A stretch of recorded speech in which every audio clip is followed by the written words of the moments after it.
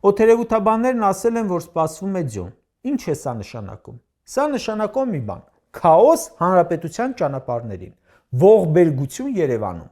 չմաքրած փողոցներ, սառցակալումներ, վթարներ, աղ ու ավազով բեռնված ու պարապ կանգնած ավտոմեքենա Ավինյանենց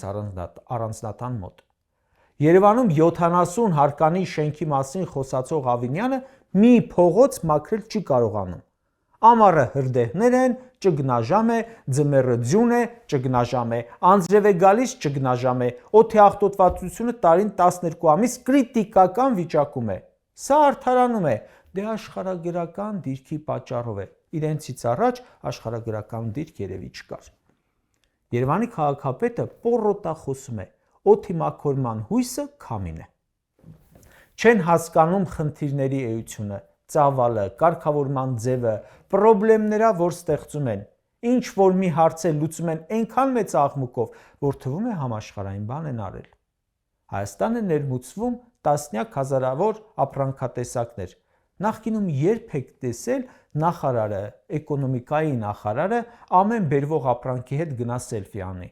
Ահա Ադրբեջանից բենզին ենք բերում, ահա երկրորդ խմբականակը, ահա երրորդը, այսքան ռեգուլյար, այսքան պրեմիում, շաքար ենք ուզում բերել, ցորեն ենք տարանցիկ բերում եւ այլն։ Ահա Լարսով անցավ 10 ֆուռ, ահա եւս 2 ֆուռ անցավ։ Վիճ ծառայության գործն է անում սա։ Կարող եք ասել, երբ է վերջին տարիներին Հայաստանի գյուղատնտեսությունը կամ էլ զարգացում ունեցել։ Ոլորտի պատասխանատու նախարարը նույն մարդն է, բայց միլիոններով պարգևատրվում է։